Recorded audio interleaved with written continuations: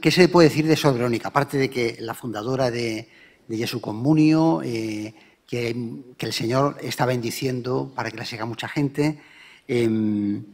Hace 10 meses, o sea, yo diría de ella simplemente lo primero, lo fundamental, y es que es una mujer profundamente enamorada de Jesucristo y, por tanto, de todo lo que Jesucristo ama.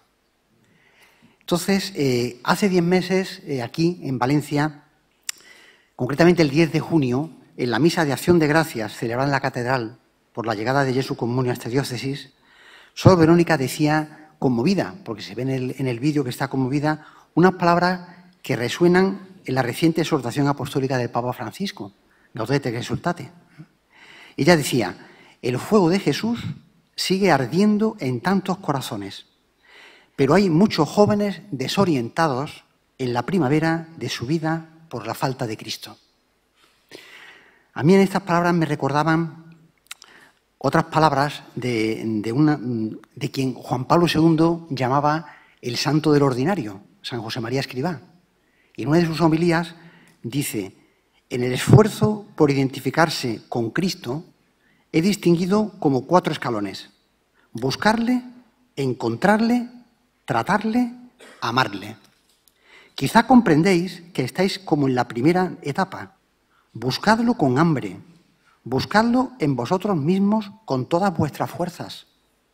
Si obráis con este empeño, me atrevo a garantizar que ya lo habéis encontrado y que habéis comenzado a tratarlo y a amarlo y a tener vuestra conversación en los cielos.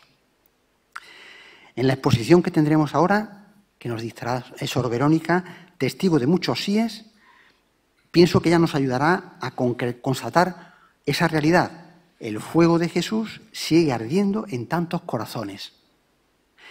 Y ojalá nos impulse a tomarnos más en serio todavía el deseo que manifestaba el Papa Francisco en el mensaje para la Jornada Mundial de las Vocaciones de este año. Decía el Papa, el Señor sigue llamando hoy para que le sigan. No podemos esperar a ser perfectos para responder con nuestro generoso aquí estoy, ni asustarnos de nuestros límites y de nuestros pecados, sino escuchar su voz con corazón abierto, discernir nuestra misión personal en la Iglesia y en el mundo y vivirla en el hoy que Dios nos da. Pues tiene la palabra.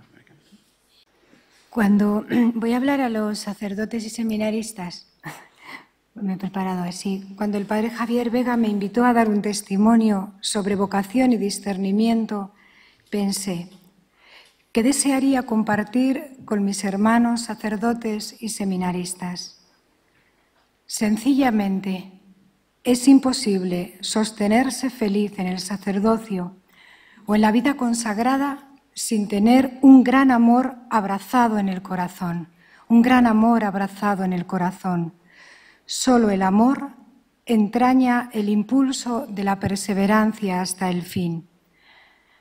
No le es suficiente al discípulo seguir una causa. Desea intimar, adentrarse en la persona del amado.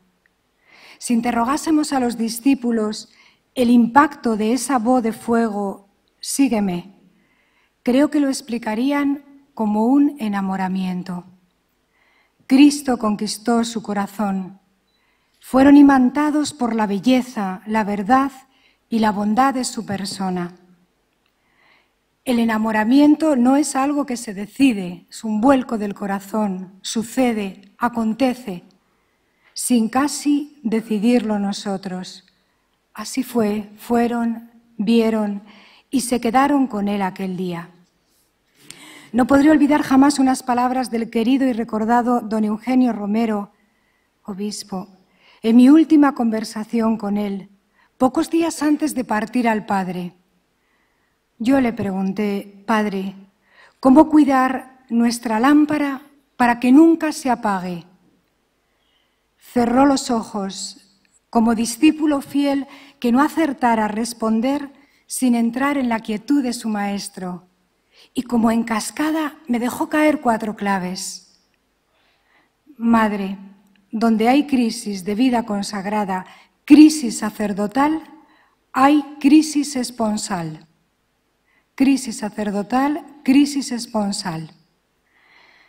Segundo, donde hay Eucaristía, abrazo esponsal, no hay decaimiento.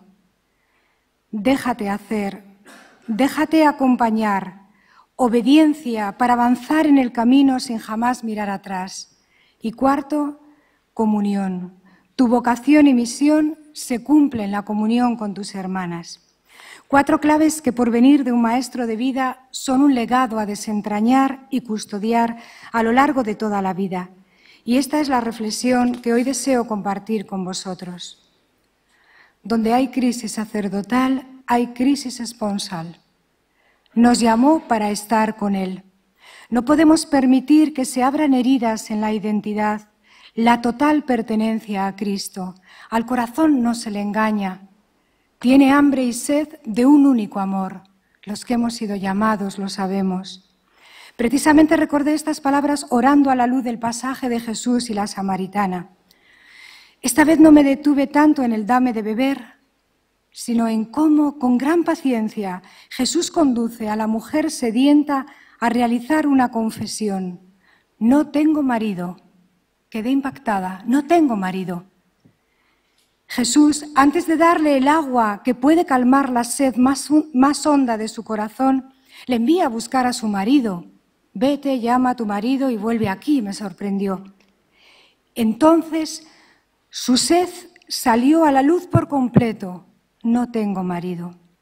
Jesús completa su sinceridad. Has dicho la verdad, pero no toda.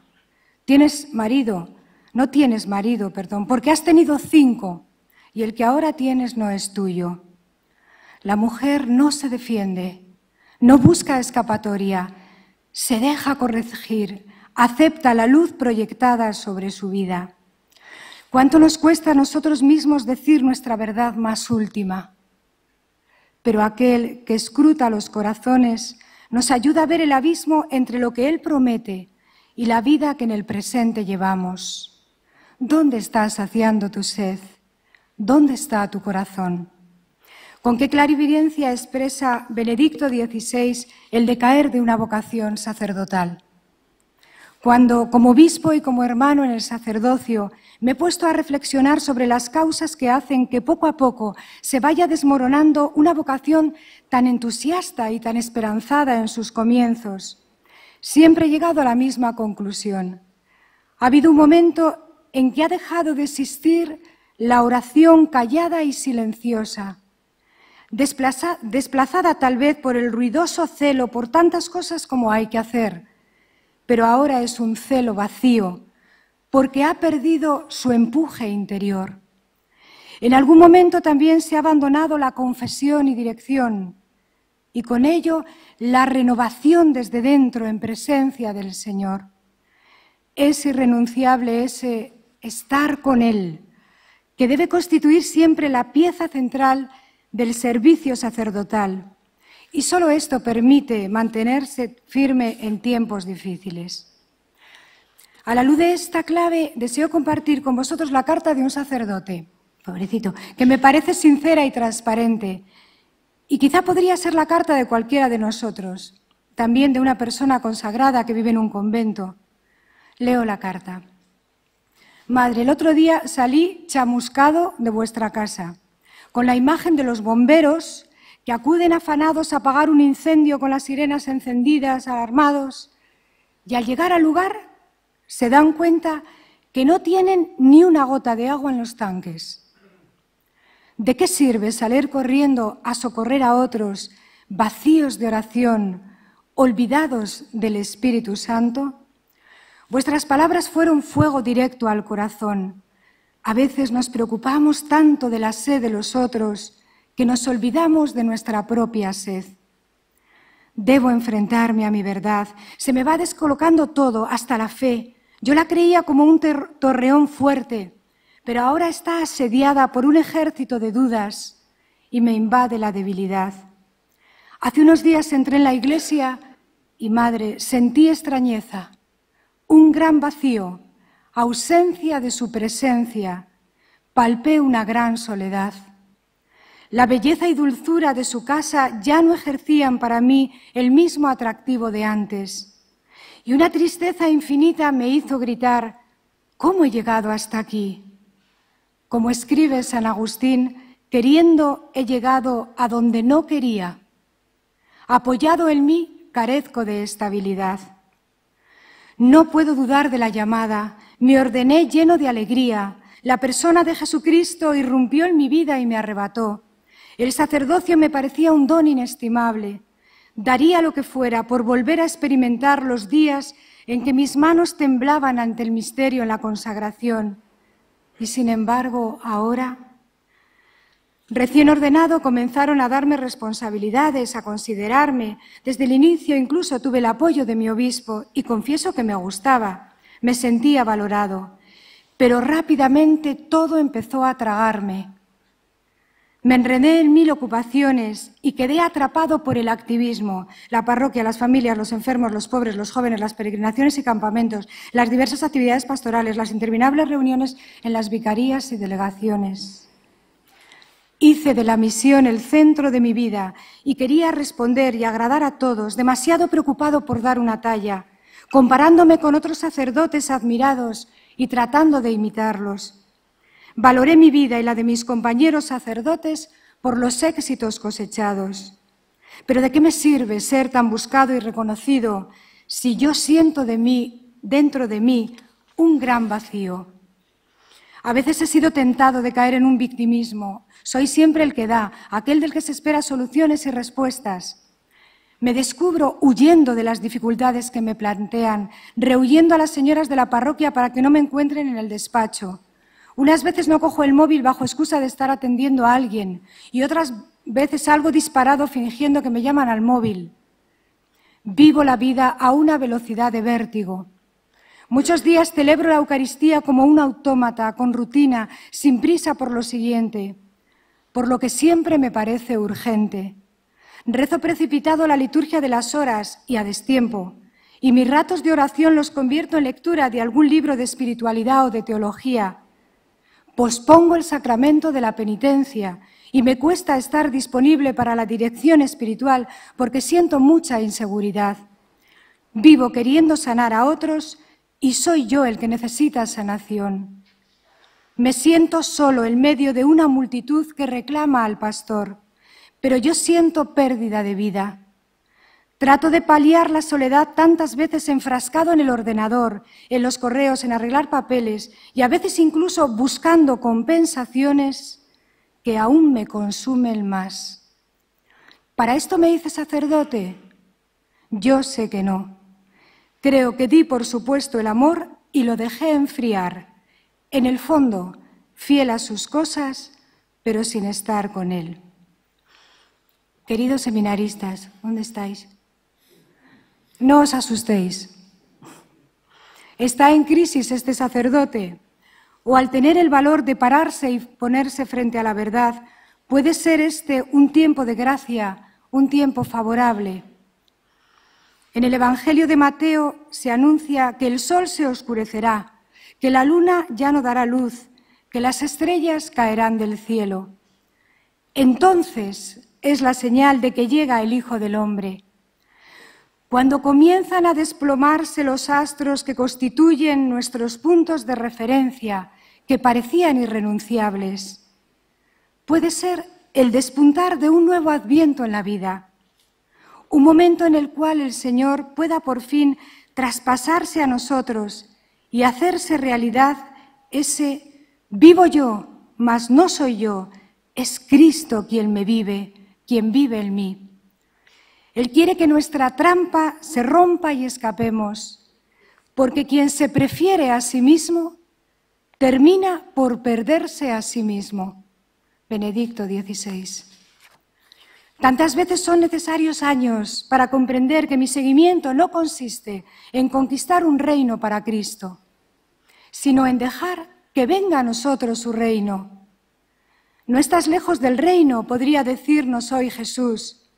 Pero ¿estás dentro? ¿Estás dentro? ¿Me estás siguiendo como siervo o como héroe conquistador? Su gracia consiste en hacernos salir de nuestro territorio a su reino de servicio y humildad. Es necesario ayudarnos a pasar de una primera respuesta generosa, llena de celo, fuerte, buena, pero tantas veces según los propios criterios, sin dejarme a mí, pasar a la adhesión rendida a Cristo y a su querer. Todo debe ser entregado. También nuestros talentos, capacidades, que podrían llegar a esclavizarnos si no son puestos al servicio de la Iglesia. Me conmueve el capítulo 21 de Juan, contemplar un nuevo encuentro. Ahora es el resucitado con Pedro, como una segunda etapa de la llamada. Es el resucitado el que en la victoria de su amor ilumina y caldea el corazón herido de Pedro. ¿Me amas? Tú lo sabes todo, Señor. Tú ayer me viste en el patio del sumo sacerdote. Pero tú sabes que te quiero. Qué bien comprende ahora Pedro quién es Jesús y quién es Él. Necesitaba sentirse amado cuando no tenía nada que presentar para ser merecedor de amor. Ha conocido que el amor de Dios es amor totalmente gratuito y no premio por la propia bondad y los esfuerzos de la entrega. Ya no afirmará más, daré mi vida por ti, sino daré tu vida en mí, daré tu vida en mí. Volviendo a abrazar al amor, ¿me amas?, acoge también el verdadero don del discipulado. El resucitado volvió a decir a Pedro, sígueme. El resucitado, sígueme en la victoria de su amor. Nunca puede haber lugar para el desánimo o para el desaliento, jamás, que podría incluso comprometer la maduración de la vocación. Pasemos a la otra orilla, a la orilla del resucitado, y allí solo una pregunta, ¿me amas? ¿Me amas? Segunda clave. Donde hay Eucaristía, abrazo esponsal, no hay decaimiento. Fue curioso que me dijera esto. Eucaristía, abrazo esponsal, no hay decaimiento. Fue en esta clave donde don Eugenio y yo nos detuvimos más tiempo. Le conté 2 momentos decisivos en mi vida. Él gozaba tanto compartiendo la fe y me dijo, esta experiencia no solo es para ti. La fe, al comunicarla, crece. Pues esta es mi ocasión, compartirla con vosotros. El primer momento fue aquí. Creo que el despuntar de mi vocación tiene mucho que ver con Valencia. Fue aquí, por primera vez, donde vi a San Juan Pablo II. Fue en una misa con ordenaciones sacerdotales. Se ordenaba mi hermano mayor. Era el 8 de noviembre del 82, en el Paseo de la Alameda, por aquí, ¿no?, junto al cauce del río. Me cautivó la belleza y plenitud que vi en Juan Pablo II. Y pensé, este hombre tiene un gran amor en el corazón. Verdaderamente está desposado. Me fascinó el celibato. Y es padre, con una fecundidad única. San Juan Pablo II no se limitaba a celebrar la Eucaristía, sino que era Eucaristía con Jesús. La Eucaristía era su forma, traspasaba su vida y su vivir. Y que yo viera esto, que no estaba en un momento templado de la vida, realmente era la santidad. Este testigo de Cristo fue un terremoto de gracia en plena adolescencia. A partir de este encuentro mi corazón quedó tocado. Lo que te estás perdiendo, me dije, ¿de qué te sirve ganar el mundo entero si te pierdes a ti misma? Comprendí el gozo incomparable de ser cristiana, el gozo incomparable de ser cristiana. Y que la llamada de Dios, la virginidad, es un precioso don. No es una renuncia al amor, como dijo en la homilía bellísima. Que solo la apertura al Espíritu Santo configura y da plenitud a la vida. Me fue evidente viendo a un testigo de Cristo. Y el segundo momento es una experiencia vivida en una Eucaristía, al inicio de mi vida religiosa. Eucaristía, abrazo esponsal. Pero para entender esta gracia de aquel día, primero os quiero contar mi rebeldía. Mi camino de seguimiento a Cristo, para los que no me conocéis, comenzó en un monasterio de clarisas de clausura hace 34 años. Cuando se entra en la orden franciscana, las primeras palabras que se escuchan felizmente y se graban en el corazón son: la forma de vida es vivir el Evangelio de nuestro Señor Jesucristo, sin glosa. Y yo me dije, pues a por ello. porque cuando una ama quiere conocer todo de la persona amada. Y comencé a devorar el Evangelio y a leer todo lo que me pudiese dar luz para entender el Evangelio. Los padres de la Iglesia, grandes teólogos, textos de los papas, la espiritualidad de los santos que encontraba. Al adentrarme en el Evangelio me fascinaba Jesús, verdadero Dios y verdadero hombre. Me enamoraba su amor humano divino, que de verdad me hacía exclamar, solo tú, Señor, solo tú, ¿a quién voy a seguir? Pero también me encontraba a mí misma en el Evangelio y es impactante, ¿no? Porque en la humanidad de Cristo iba descubriendo mi identidad, mi vocación, misión y destino. Pero tengo que confesaros que en cada Eucaristía, al llegar a la súplica, no soy digno de que entres en mi casa, pero una palabra tuya bastará para sanarme, me causaba rebeldía. Que no era digna de que entrara en mi casa me era evidente, pero que una palabra suya me bastaba no me era evidente. Le quería entero y le decía, Señor, a mí no me basta solo tu palabra para temperar mi sed de amor. Te necesito a ti como inseparable vivir. Me consolaba ver que a otros también les pasaba como a mí, que bien expresaba esta sed el padre Orbe, jesuita, hombre, sacerdote y hombre, porque parece que es cosa de mujeres el amor, pero no, ¿eh? Con su ternura del niño del reino, decía, tengo hambre inmensa de tu persona, de todo lo tuyo, de tu carne y sangre. El abrazo me parece poco, Jesús, soy todo tuyo, tú eres mío, busco la unidad, busco un mismo querer y no querer.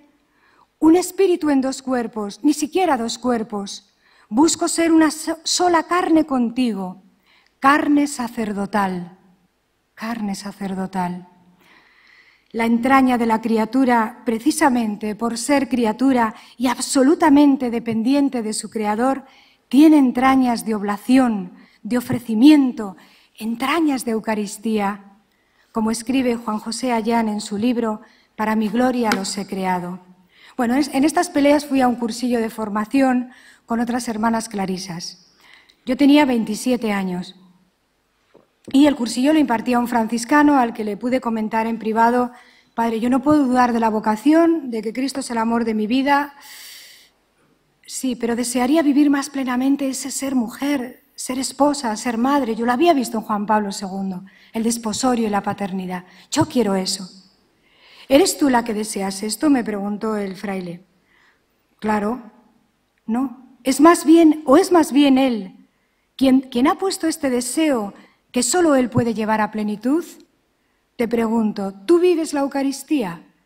¿Vives de la Eucaristía? Sí, creo que sí. Si ahora Jesús estuviese aquí presente, real, en carne, ¿qué harías? Pues, Padre, me lo comería a besos. Lo abrazaría para no soltarlo jamás.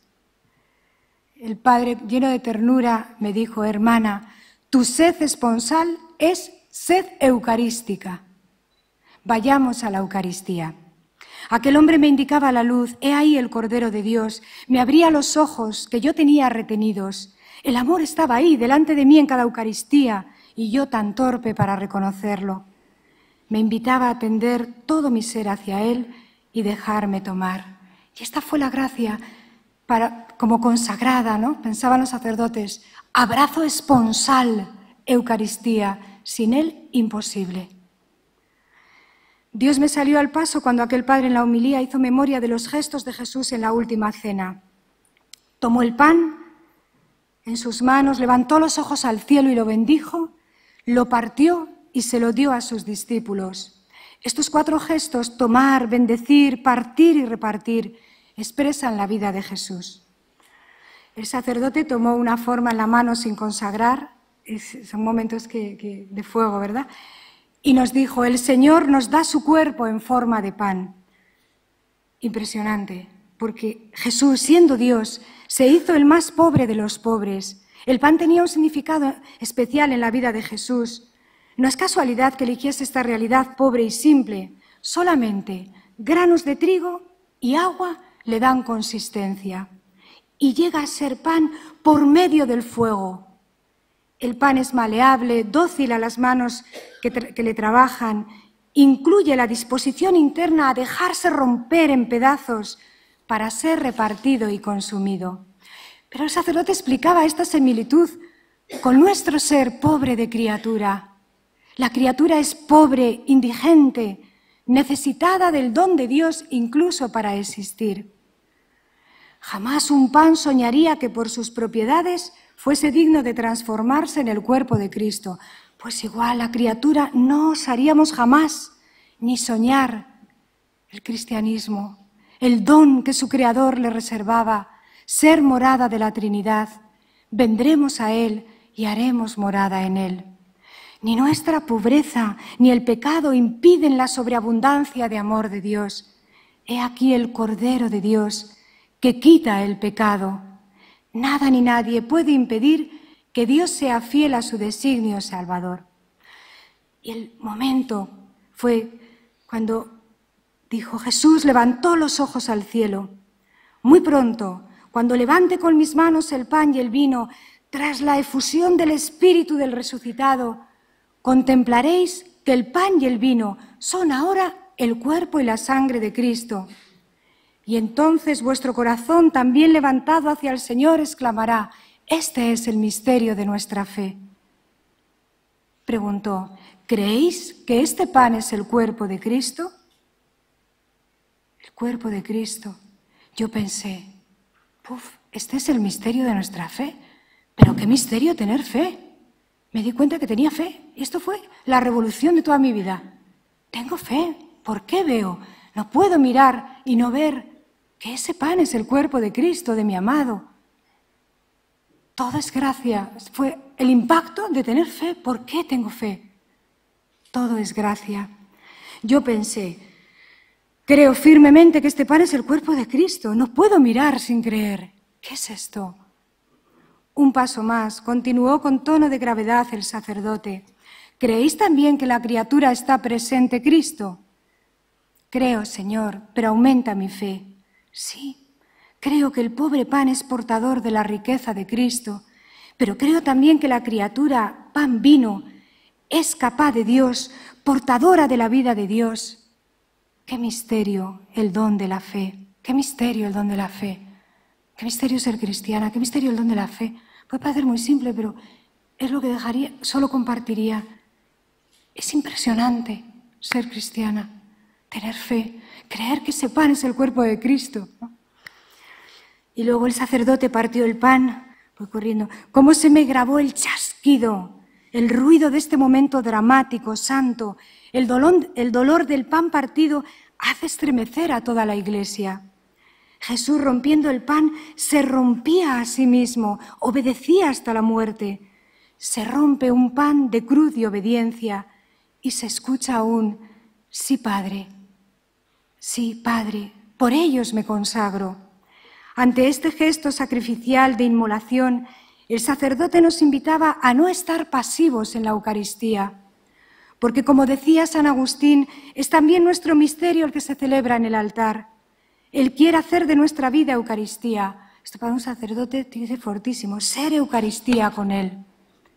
La Iglesia no puede celebrar el sacrificio de la misa sin ofrecerse a sí misma para ser sacrificada junto con Cristo, von Balthasar. Y el sacerdote nos invitaba a poner junto con el pan nuestra vida.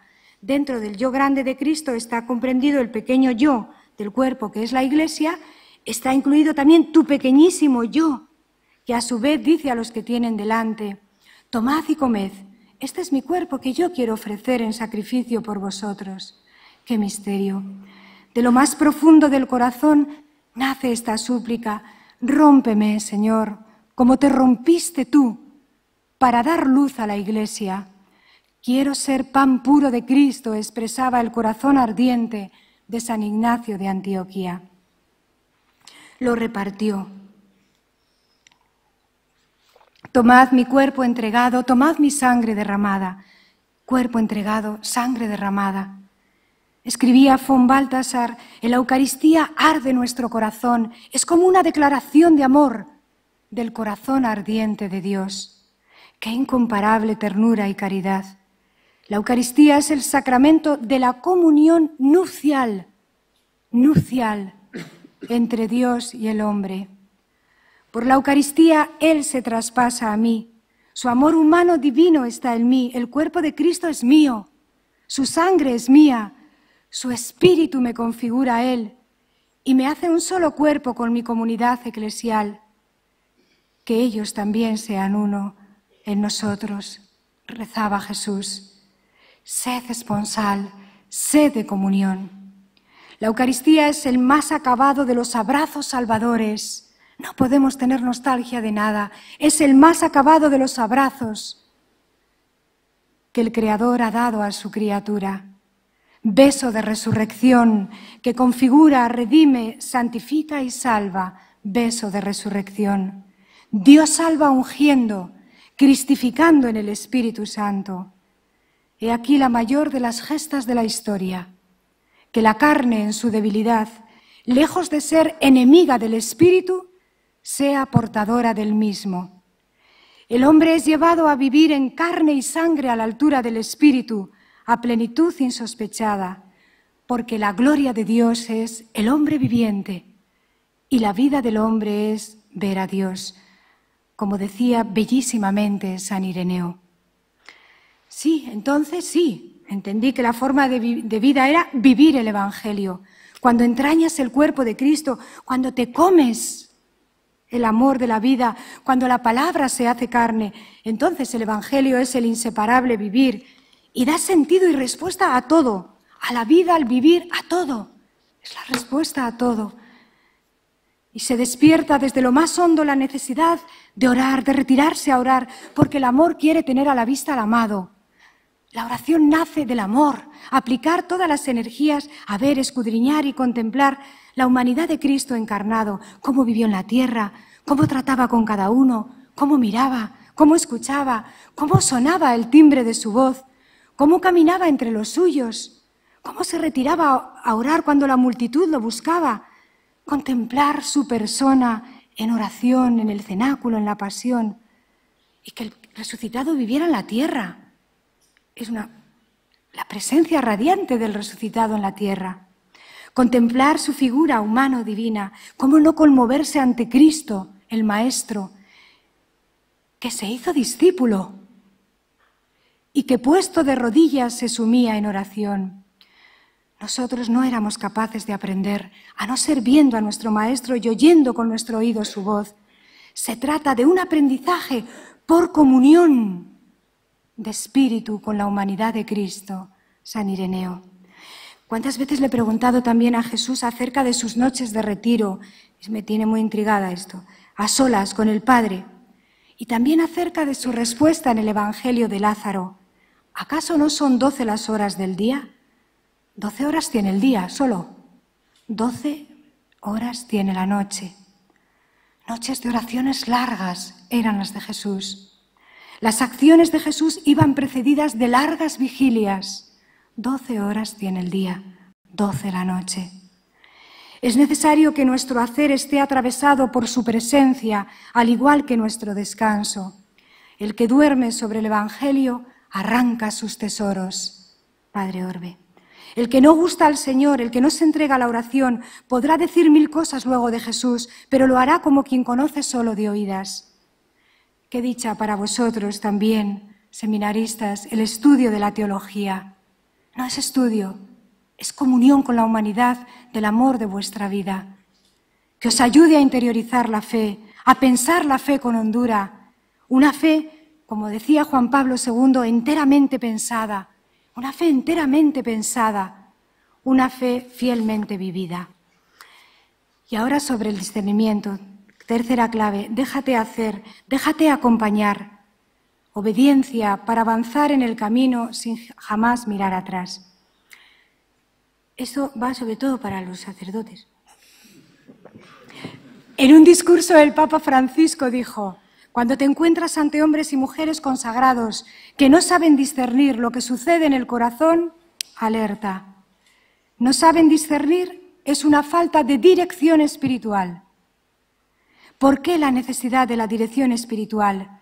Es bienaventuranza mendigar, sentirse pobre, necesitado. Necesitamos ser acompañados. Primero, para custodiar el amor. para custodiar el amor y saber discernir qué voces ayudan a configurarnos con Cristo y qué voces y sentimientos enfrían, atenazan o incapacitan para la vocación a la que hemos sido llamados. Ser acompañados para evitar caer en tentaciones que distorsionan la realidad y pueden difuminar el camino verdadero y llevarnos a un estancamiento espiritual, incluso al desánimo o a tomar decisiones precipitadas no deseadas. En zonas de niebla plomiza, desde dentro de la tormenta, cuando todo se vuelve oscuro en torno, no somos capaces de ver el camino de salida sin ayuda de alguien experimentado en el discernimiento. Para custodiar el amor y segundo, para la misión de dirigir a otros. Es necesario, escribía San Juan Pablo II, que todo sacerdote al servicio de los hermanos tenga él mismo la experiencia de la misericordia de Dios, a través de la propia confesión periódica y de la dirección espiritual. Si uno no se deja acompañar, no sabrá valorar, no sabrá para qué acompañar, qué camino seguir, cómo orientar, hacia qué meta seguir, guiar. No es fácil encontrar un padre espiritual, nos dicen tantos discursos el Papa Francisco, no es fácil, porque la dirección no es una conversación sin profundidad ninguna entre compañeros. Es importante ser muy sinceros en la búsqueda de un director espiritual, los sacerdotes, y no buscar un cómplice, alguien que me guíe en la línea del menor esfuerzo, que me diga lo que quiero oír, sino buscar a alguien que sepa leer mi vida en verdad, incluso por debajo de mis contradicciones, ambigüedades y a veces mentiras. Déjate hacer, me repetía siempre don Eugenio, déjate hacer, Dios hace, el hombre es hecho, déjate hacer. La docilidad y obediencia a las manos de Dios conllevan tomarse muy en serio nuestra dirección espiritual y querer vivir en la luz, en la verdad, renunciando a nuestro instinto de querer ser los dueños de nuestra propia vida. ¿Valoro la dirección espiritual o es el último recurso cuando me veo al límite? ¿Qué es lo que verdaderamente abrimos al discernimiento y qué es lo que ocultamos o evitamos presentar? ¿Presentamos nuestra vida con camuflajes, manteniendo una fachada o en verdad y transparencia? ¿Acogemos la luz que se nos da o nos defendemos, tratando de que se nos dé la razón? ¿Afronto los acontecimientos como algo personal o trato de justificarme diciendo que he seguido la opinión del director y así no recaigan sobre mí las posibles consecuencias de mis decisiones? Cuando me es difícil seguir lo que se me indica, busco un montón de otras opiniones. Lo visto en el discernimiento lo llevo a la práctica con alegría y prontitud o con victimismo, como esclavo que soporta lo que se le impone. Son preguntas que nos pueden ayudar a discernir si vivimos en verdad la dirección espiritual como un yugo pesado o con inmenso agradecimiento por tener pastores que nos quieren, que se entregan a nosotros con tanta gratuidad y generosidad. Somos gracias a Cristo y a la Iglesia. Qué triste es cuando alguien se escucha que en lugar de agradecer, preferimos anclarnos en el lamento, no tengo a nadie, y quedarse paralizado. Respecto al acompañamiento de dirigir a otros y discernimiento, el discernimiento me evoca la imagen de Juan en la última cena. El Padre ha hablado también del discernimiento. En un clima eucarístico, recostado en el pecho de Jesús, pegado al latido trinitario, así estaba Juan. El discípulo amado nos enseña a entrar en el silencio de Jesús, a permanecer en su honda intimidad con el Padre, para que el discernimiento y la palabra nazcan de la escucha. Todo lo que he oído a mi Padre en mi espíritu os lo he dado a conocer, y el Espíritu os lo enseñará todo, solo Él.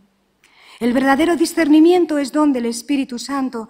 Hay dones naturales que nos capacitan para un cierto grado de discernimiento, pero estos dones no penetran en lo profundo, en lo más íntimo del hombre. Allí penetra solo el Espíritu, que todo lo escruta y sondea, hasta las profundidades de Dios, como decía San Pablo. ¿Quién puede entrar dentro de sí y comprenderse a sí mismo? Imposible. No podemos llegar a conocer al hombre en profundidad sin el Espíritu, porque hemos sido creados a imagen y semejanza de Dios y el misterio del hombre solo se esclarece en el misterio del Verbo encarnado, como cita la Gaudium et Spes. El discernimiento, y en la misión de acompañar también de nuevo me evoca la figura de San Juan, que en todo su evangelio pronuncia prácticamente una sola palabra, él propiamente, es el Señor. Reconoce al punto la presencia del resucitado que viene a dar sentido y fecundidad a la esterilidad de toda una noche sin pescar nada. Reconoce que Jesús está ahí e inmediatamente se lo comunica a Pedro. La cualidad más importante del acompañante es la sensibilidad a la presencia del resucitado, que disipa toda duda. Es el Señor, está ahí. En cierto sentido, Juan desaparece y quedan Jesús y Pedro. Permitidme un desahogo. Desde los 28 años he estado dedicada a la formación de jóvenes, al discernimiento. Sigo en ello. No tengo ni idea. Creo que jamás se aprende a dirigir. Cada vez siento más temor y temblor al tener frente a mí una persona que es tierra sagrada. Cada persona es un misterio. Cuentan que una persona rica, después de ver cómo Madre Teresa de Calcuta cuidaba y atendía a un leproso, le dijo sin reparo: «Madre, el trabajo que usted hace, yo no lo haría ni por todo el oro del mundo, no tocaría a un leproso». La respuesta de la santa no se hizo esperar. «Yo tampoco lo haría, hijo, por este motivo. Lo hacemos únicamente por Jesucristo, con la fuerza que recibimos de la adoración a Jesús sacramentado. Como me imagino que os ocurre a vosotros, yo tampoco, ni por todo el oro del mundo, haría un discernimiento». Ciertamente, cuando se ama realmente a una persona, de inmediato se acepta sacrificarse por ella y se sufre, y mucho. Pero también sé que no hay alegría materna que se pueda comparar con la felicidad de encender la luz de Cristo en la noche de los hijos. Alegría paterna, es de Santa Teresa Benedicta de la Cruz. Había pensado recordar con vosotros unos puntos cruciales del acompañamiento, tales como la paciencia de escuchar, acompañar la libertad. Están escritos, pero como no puedo abarcar todo en esta charla, voy a dar un salto hacia algunos peligros preocupantes que se intuyen al escuchar a muchas jóvenes en discernimiento. Bueno, cuando digo muchas es porque somos chicas, pero chicos también, es lo mismo, ¿eh? Jóvenes que incluso llevan una dirección espiritual. 4 puntos. El persona a persona, la presencia real no virtual del sacerdote. La psicología no sustituye la dirección espiritual. Ayudar a olvidar, a cerrar heridas. El persona a persona. Siempre me han ayudado estas palabras de la Madre Teresa de Calcuta. No estoy de acuerdo con las actuaciones a grande escala. No presto atención a las estadísticas. Yo creo en el persona a persona. Para mí cada uno es único en el mundo. Me fijo en una única persona. Solo hay uno, Jesús. Es crucial la atención personal, el cuidado de la vocación de las personas antes que de los grandes proyectos e instituciones, porque solo tienen sentido si sirven al bien de la persona. Os voy a contar un ejemplo que últimamente me sorprende mucho. Una joven me dice: «Madre, he estado en una peregrinación con jóvenes cristianos. Guay, guay. Me ha tocado su alegría, su pasión por vivir. Yo no puedo seguir viviendo como vivo. Hasta sentí, madre, necesidad de confesarme, de hablar con alguien hasta el fondo. Pero éramos tantos en la peregrinación que era imposible hablar a solas». «Pero hija, después habrás buscado una ayuda», le digo. Sí, he hablado una vez con un sacerdote, bien, me dijo que le escribiese mi historia, mi vida por mail, ya lo he hecho. Le he puesto un WhatsApp, otro WhatsApp para volver a hablar con él, pero todavía no, es que no me ha contestado, es que el pobre está tan liado, madre, está ocupadísimo. De todas formas, no te preocupes, que mi amiga me ha dicho que ella se dirige por Skype. No es lo que más me convence, dice la joven. ¿Y a ti qué te parece? A mí. No puede ser. Los jóvenes necesitan la presencia real del sacerdote. El contacto virtual no puede ni debe sustituir el contacto personal, que sigue siendo insustituible. Lo propio del cristianismo es encarnación, el encuentro personal. Jesús los alcanzó y se puso a caminar con ellos. Con qué ternura escribe el Papa Francisco: Por la fragilidad de los tiempos en que vivimos, necesitamos la presencia del buen samaritano, una mano que levanta, un abrazo que perdona y salva, una mirada que inunda de un amor infinito, paciente, indulgente, te levanta y te vuelve a poner en camino. Ayudemos a los jóvenes a que el resplandor de la juventud no se apague en la oscuridad de una habitación cerrada, en la que la única ventana para ver el mundo sea el ordenador y el smartphone. Tantos jóvenes han perdido el gusto por vivir, decía el padre. El aguijón de la desesperanza se ha clavado en ellos, se sienten superfluos en el juego de la vida. Vemos jóvenes pasivos, es preocupante, que se aíslan en su soledad frente a sus pantallas, se conectan con el mundo virtual, pero desconectados de los demás, de la realidad, de sí mismos. Jóvenes que se encierran dentro de su círculo impenetrable, refugiados en paraísos artificiales. Jóvenes que anestesian incluso los interrogantes más profundos con un bombardeo de información, pero están faltos de formación, mucha información, falta de formación. Ante la baja autoestima de los jóvenes, con el miedo de fondo de no ser amados, ¿qué daño hace? Las redes les ofrecen cómodamente la posibilidad de camuflar su identidad, obligados a mostrarse distintos de lo que son en realidad, para adecuarse a estándares irreales e inalcanzables. No saben quién son.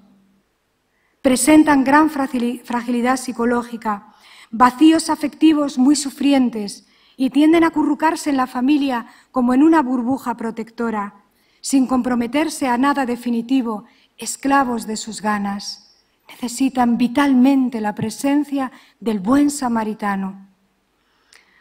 La psicología no sustituye la dirección espiritual. A mí esto me preocupa bastante, la verdad. No puedo dejar de sentir cierto temor cuando ponemos demasiada esperanza en los resultados de la psicología. No basta desbrozar el camino. Las heridas que no son curadas por una mano redentora se arrastran, se reabren y queman. Siempre son un grave peligro para la vida espiritual y también para la vida psíquica. El fin del hombre no es solo aceptarse, sino acoger a Dios en la vida para poder entenderse a uno mismo y a los demás en Dios. Benedicto XVI lo va a decir con una hondura de fe y una sabiduría únicas. La psicoterapia hoy está muy difundida y es muy necesaria, teniendo en cuenta tantas psiques destruidas o gravemente heridas. Pero las posibilidades de la psicoterapia son muy limitadas. Las almas que están heridas y enfermas, como es la experiencia de todos, no solo necesitan consejos, sino también una auténtica renovación. El sacramento de la penitencia nos brinda la ocasión de renovarnos hasta el fondo en la sangre de Cristo, con el poder de Dios. Ego te absolvo, ya no existe, que es posible porque Cristo tomó sobre sí los pecados. Creo, dice el Papa Benedicto, firmemente en el poder curativo de su amor sacrificial, incluso en las situaciones más oscuras y desesperadas, que libera, ego te absolvo, y trae la promesa de un nuevo comienzo. Y por último, ayudar a cerrar heridas. Qué importante es que el que dirige haga presente el rostro de la esperanza. Dios todo lo puede perdonar, redimir y sanar. Sed rostros de esperanza. Ayudar a creer en el perdón de los pecados. Lo pasado, pasado está. Lo perdonado, perdonado está. Ayudadnos a creer en el sacramento. Creo en el perdón de los pecados. Que el presente no lo determine quién he sido yo, sino quién es Dios, que hoy puede actuar y sigue actuando en mí, y que es capaz de lo imposible. Ayudadnos a leer y releer la vida como historia de salvación, con una mirada reconciliada, y que solo quede una memoria agradecida. Ya acabo, ¿eh?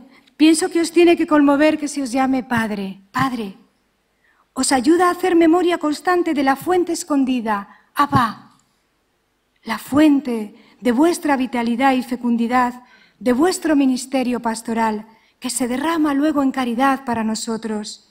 Leí hace poco que un anciano sacerdote le decía a un seminarista: vendrán a ti personas para confesarse. Cuando las veas, piensa cuánta fe te están testimoniando con el solo hecho de decirte a ti sus fragilidades, y a veces vergonzantes. No dudes nunca que han sido primero tocados por la gracia antes de venir a la dirección espiritual, a la confesión. Pienso que no podéis más que vivir, el sacerdocio es la bomba, no podéis más que vivir en una actitud de asombro por la autoridad que Dios os ha dado. Es una preciosidad, seminaristas, no lo dudéis. No puedo pasar por alto y dejar de agradecer la vida de aquellos sacerdotes que por vivir escondidos en Cristo están siempre tan presentes para nosotros. Los que por estar con Él están siempre para mí. Ahí no llama la atención sobre sí, sacerdotes a los que la gente acude porque corre la voz. Amigos del silencio, callan y hacen, sembradores humildes que derraman amor. Su lema es: conviene que Él crezca y yo disminuya.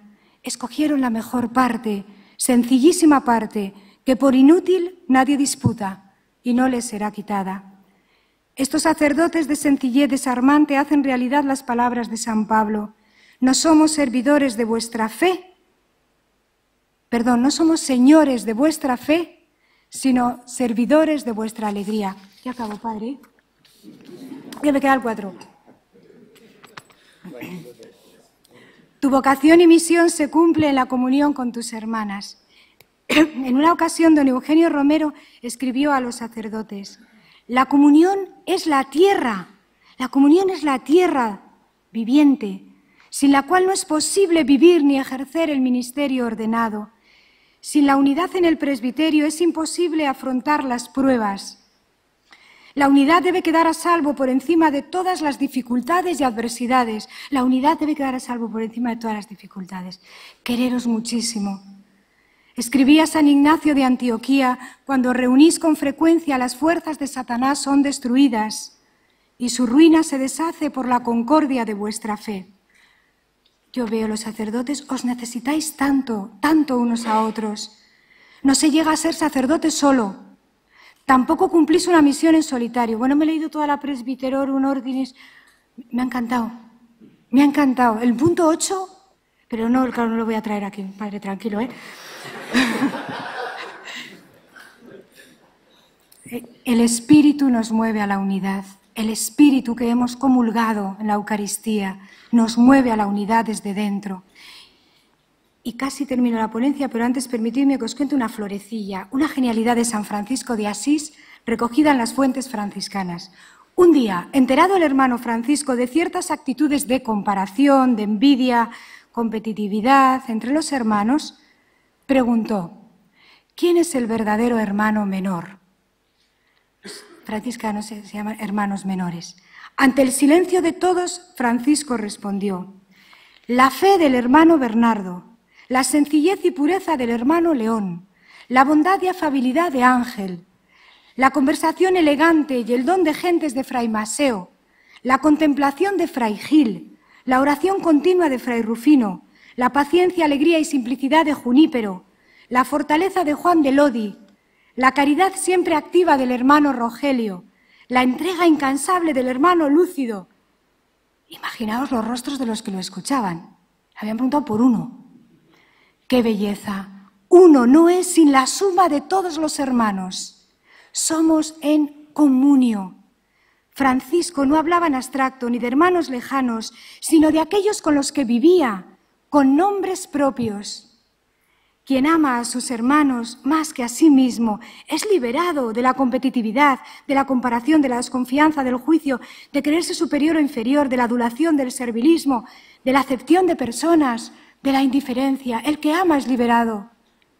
Quien ama y se sabe amado, lejos de entristecerse por los dones del otro, puede llenarse de gozo por el bien que Dios obra en mis hermanos. El bien de mi hermano es mío, me pertenece, porque somos un solo cuerpo en Cristo Jesús gracias a la Eucaristía. Y en comunión somos enriquecidos en todo. Todo es mío, lo de mi hermano. Mirad cómo se aman, decían al paso de los primeros cristianos, y así llenaban las ciudades de alegría, amándose. Conocerán que sois mis discípulos por el amor que os tenéis, dijo el Maestro. La comunión es misión. La mayor misión es la comunión, querernos. Esto es una bomba para este mundo frío, aterido, solitario. ¿Es difícil ser sacerdote hoy? Último folio. ¿Es difícil hoy ser sacerdote? Sin duda lo es, sin duda, sin duda. Pero ¿cuándo ha sido fácil? ¿Cuándo ha sido fácil? El verdadero discípulo llega a una identificación tan honda con su Señor que el destino del siervo se convierte en su propio destino. Una escena espectacular del Apocalipsis. Esta me da mucha guerra a mí. Estos que van vestidos con vestiduras blancas, ¿quiénes son y de dónde han venido? Son los que vienen de la gran tribulación. Vienen de la gran tribulación.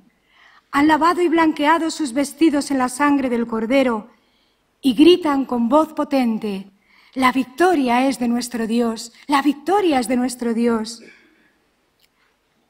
El Cordero es su pastor. El seguimiento de Cristo es un cumplimiento de redención y victoria. La prueba, la tribulación, el drama de la vida no contradicen el camino con Cristo. Es más, lo exigen, dan consistencia a nuestra maduración y adhesión a Él.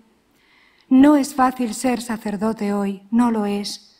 Pero a nosotros nos ha tocado vivir en este tiempo. Los santos se han preocupado de vivir plenamente y hacer fecundo el momento presente con intensidad y belleza. No hay nada más atractivo que vivir apasionadamente la propia vocación para ser un signo visible de la alegría que Dios da a quien escucha su llamada y la sigue. Y será la misma belleza de la vida la que atrae al deseo de abrazar la fe y la vocación. Termino con las palabras con que Juan Pablo II concluía en Valencia su homilía. La Virgen María, que veneráis con el dulce título de Madre de los Desamparados, se incline con amor sobre vosotros. Que en la gracia del sacerdocio cada uno de vosotros pueda decir también a ella totus tuus. La decimos totus tuus, totus tuus. Gracias. En nombre de todas mis hermanas de Jesu Comunio, os queremos y acompañamos en oración a ojos cerrados, para que permaneciendo en el amor vuestra alegría sea completa. Permaneciendo, sacerdotes, que permaneciendo en el amor rebosen alegría completa. Rezad por nosotras, por favor. Y como nos dice siempre nuestro cardenal Cañizares, ayer mismo me lo dijo: ánimo, sin desmayo, rememos mar adentro, y me dice: Madre, duc in altum.